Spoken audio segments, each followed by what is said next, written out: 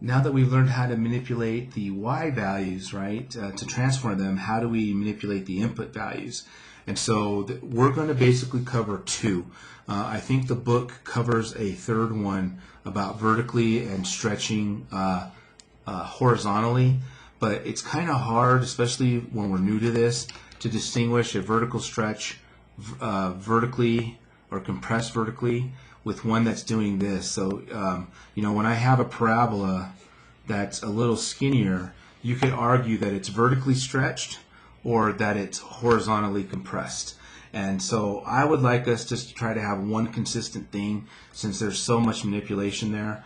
If we see something that's skinny or flatter, we're talking about stretching and compression, which means we're manipulating y values. So I'm hoping I took all the stretching and compressing x values out of the homework. If you run into one, let me know. I'll tell you what to look for, and just drop it, and maybe I'll take it out. But that's just one little nuance about how I'm teaching the course, because this is hard enough, and then to be worrying, half the class calls it a vertical stretch, and the other half calls it a horizontal compression, and I just don't want to have that argument. We're all going to see that as the vertical stretch that it is. But anyways, what else input to x? Well, we can shift it left to right. So just like we did the y coordinates, we shifted up and down, x, we can move left to right. Notationally, what we're going to do is take our x values and add or subtract some value of h. So all my x values, all my inputs, are being added and subtracted by some value. So again, for the basic function square root of x, let's kind of see how I cause these transformations. So here we have a new function, and it's called f of x plus 1. So I'm going to take that x plus 1 and put it underneath the radical. I'm replacing the x with x plus 1. Here we get x, the square root of x plus 4. Here we get the square root of x minus 2. And here we get the square root of x minus 3. So this is definitely under the radicand. So what that also means, it's impacting our domain. At any rate, right, this is what the graphs look like. So let's just kind of see what happened here. So let me turn it on. Oops, I still have some stuff on there. There's our basic function.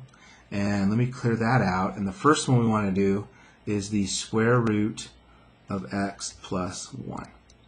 Okay, oops, I don't need that in there. Alright, so let's see what happens to this graph. So when I press enter and graph, here's our basic function, and then here's the other one. And what's kind of surprising is it didn't shift it the way you would think. Since I'm adding one, you think we'd be shifting to the right, but we're actually shifting to the left. So we went left 1 unit. As a matter of fact, you can even see that in our argument for domain, right? X has to be greater than or equal to -1, which we're basically seeing, right, in that new graph right about there. So what about the square root of x plus 4? What's it going to do? Well, if you're a quick learner, we're going to shift left to left 4.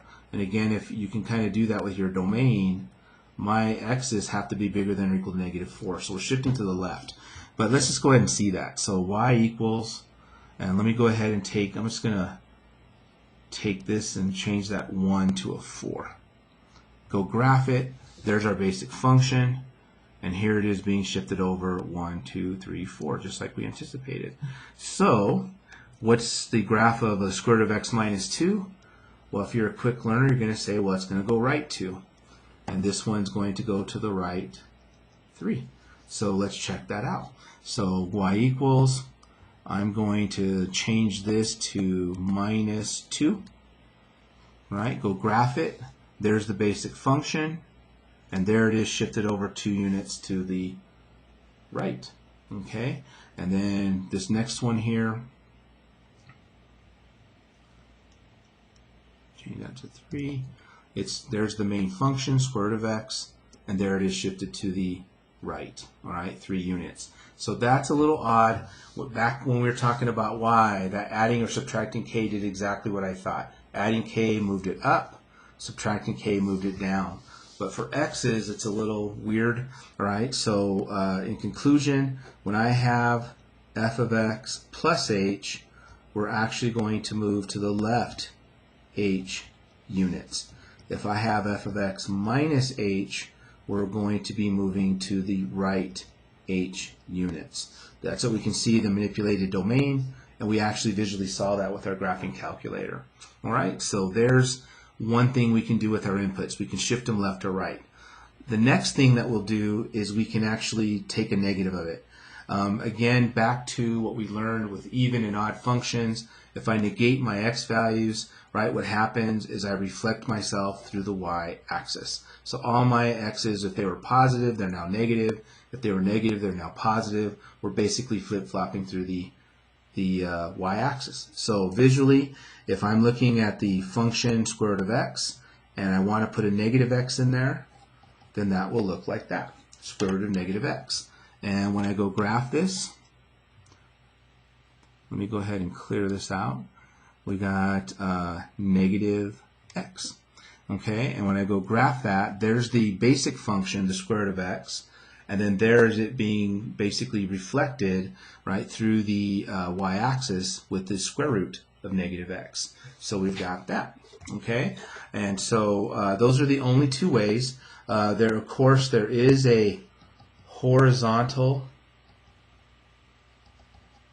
stretch